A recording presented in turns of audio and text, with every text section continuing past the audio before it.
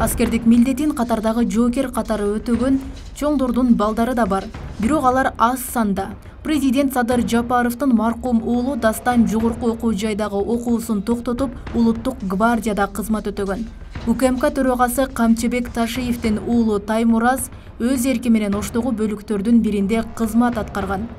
Экс-президент Алмазбек Атамбаевдин уулу Кадыр Атамбаев Түркиядан окуп келери менен армия сабына кошулган. Булардын катарында депутат Искендер Матраимовдун да баласы бар. Маалыматты коргоо министринин биринчи орун басары Алмазбек Карасартов парламентте тастыктады. Бүгүнкү күндө кайсыл депутаттын, министрдин, экс-премьер-министрдин, чоңдордун балдары кимдер кайсыл войскада служба кылып атат? Кайсыл районда? 3-4 айтып коңчу. Садырбек Карыбекович, бизде мына службага келгенде биз депутаттын же министрдин же экс-президенттин сиз башка жака кетти, мен суроомо түз жооп берсеңиз. Ал эми токтоло кетсем, мына депутат Матраимов. Ош шаарынын тургуну Кубатбек Талипов аскердик кызматын Бишкек шаарында өтөгөн. Андан соң 3 жыл кыргыз армиясында иштөөнү туура көргөн. Ал аралыкта чиновниктердин, судьялардын балдары мекен алдындагы милдетин аткарган учурларга күбө болгонун айтат. Ал жерде ооба көрдүм. Жогорку кызматта иштегендердин балдары барышкан. Алар деле жакшынакай эле кызматтарын өтөп, азыркы учурда кызматты өтөп бүткөндөн кийин ошол жерде контракт негизинде иштеп калгандар бар.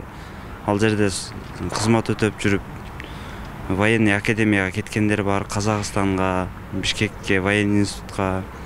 Анткен менен балдары армияга барган саясатчылардын тизмеси аз санда. Полковник Батырбек Темирбаев министр депутаттардын балдарынын аскердик кызматты өтөөсү жалпы коомчулук үчүн жакшы үлгү болорун айтууда. Генерал-лейтенант Лебет деген айткан, если биздин чоңдорубуздун балдары армияга барса, любой жерде согуш токтойт деген. Анткени алар өзлөрүнө жараша мыйзамдарды чыгарып, ошол согуштарды болтурмоого аракет жасашмак. Азыркы маалда өзүңүздөргө билгендей, бизде ушу бей бечаралардын балдары барат да, жөнөкөй жарандардын балдары армияга барат. Кыргыз армиясында улуттук азчылык маселеси да козголуп келет. Армия бир улуттуу деп сындагандар бар. Бирок коргоо министрлиги мындай сындоону негизсиз деген пикирин жарыялаган. Чек ара кызматынын ардагери эгемендүүлүктөн кийин башка улуттагы өлкө жарандарынын саны армия катарынан суюла баштаганын байкаган. Биз кыргыз жараны болуп саналабыз. Бизде мына 100дөн ашык башка улуттун эмелери бар, өкүлдөрү бар.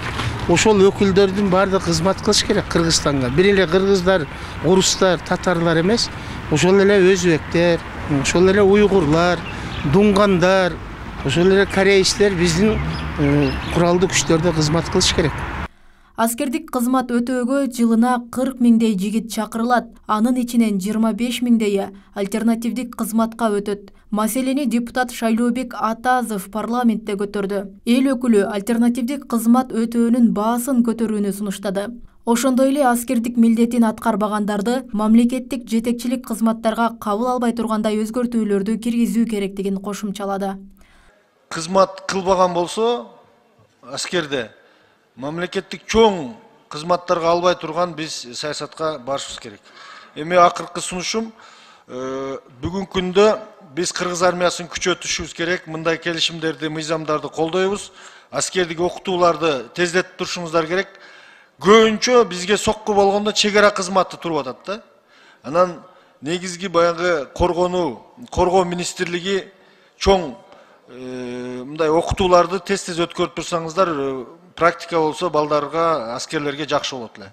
Альтернативдик кызматтын шарттары боюнча үй бүлөлүк абалына байланыштуу 18 миң сом төлөнөт, жашы 25тен өткөн адам 25 миң сом төлөйт. Ден соолугуна байланыштуу болсо альтернативдик кызматтан бекер өтүп, экинчи категориядагы аскер билетин алат. Роза Акматжан кызы, Жылдыз Кадырбаева, Ош ТВ.